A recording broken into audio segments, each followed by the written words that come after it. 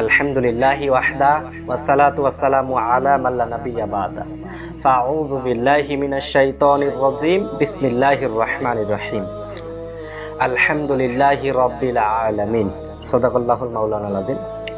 সম্মানিত প্রিয় ভাইয়েরা, আমি আপনাদের সামনে আজকে রাসূলুল্লাহ সাল্লাল্লাহু আলাইহি সাল্লামের একজন বিখ্যাত সাহাবী হযরতে আব্দুল্লাহ ইবনে মাসউদ রাদিয়াল্লাহু তাআলার সংক্ষিপ্ত জীবনী পেশ করব ইনশাআল্লাহ। রাসূলুল্লাহ সাল্লাল্লাহু আলাইহি সাল্লামের প্রিয় সাহাবী হযরতে আব্দুল্লাহ ইবনে মাসউদ রাদিয়াল্লাহু তাআলা আনহু ইসলাম প্রচারের প্রাথমিক অবস্থায় ইসলাম গ্রহণ করেছেন। প্রসিদ্ধ মতে আব্দুল্লাহ ইবনে মাসউদ রাদিয়াল্লাহু তাআলা আনহু হচ্ছেন 19তম মুসলমান। রাসূল সাল্লাল্লাহু আলাইহি সাল্লামকে তিনি ছায়ার মতো অনুসরণ করতেন। রাসূলুল্লাহ সাল্লাল্লাহু আলাইহি সাল্লামের ব্যক্তিগত সচিব যে কয়েকজন ছিল এর মধ্যে আব্দুল্লাহ ইবনে মাসউদ রাদিয়াল্লাহু তাআলা আনহু অন্যতম। রাসূলুল্লাহ সাল্লাল্লাহু আলাইহি সাল্লাম যখন মদিনায় হিজরত করেন, আব্দুল্লাহ ইবনে মাসউদ রাদিয়াল্লাহু তাআলা আনহু সর্বপ্রথম হিজরত করেছিলেন আবিসিনিয়ায়, যার বর্তমান নাম হচ্ছে ইথিওপিয়া। রাসূল সাল্লাল্লাহু আলাইহি সাল্লাম যখন মদিনায় হিজরত করেন, আব্দুল্লাহ ইবনে মাসউদ রাদিয়াল্লাহু তাআলা আনহু রাসূল সাল্লাল্লাহু আলাইহি সাল্লামের ভালোবাসার টানে ইথিওপিয়া অর্থাৎ আবিসিনিয়া থেকে মদিনায় হিজরত করেন।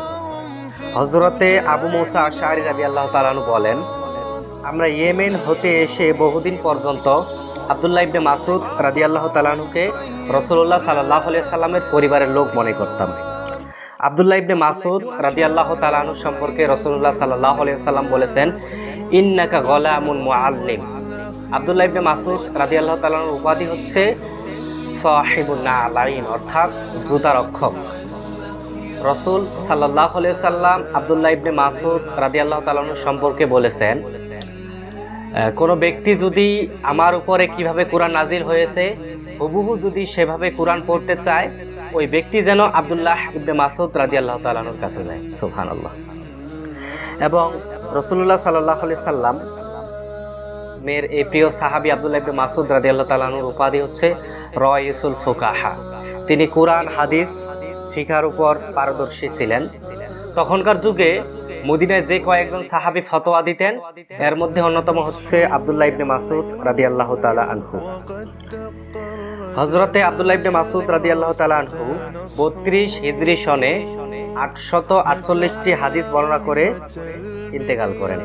সম্মানিত প্রিয় ভাইয়েরা, এই হচ্ছে আব্দুল্লাহ ইবনে মাসউদ রাদিয়াল্লাহু তাআলা আনহুর সংক্ষিপ্ত জীবনী। আল্লাহ সুবহানাহু ওয়া তাআলা আমাদেরকে আব্দুল্লাহ ইবনে মাসউদ রাদিয়াল্লাহু তাআলা আনহুর জীবনী থেকে শিক্ষা গ্রহণ করার তৌফিক দান করুক। ওয়া আখিরু দাওয়ানা আলহামদুলিল্লাহি রাব্বিল আলামিন। সুবহানাকাল্লাহুম্মা ওয়া বিহামদিকা আশহাদু আল্লা ইলাহা ইল্লা আনতা আস্তাগফিরুকা ওয়া আতুবু ইলাইক।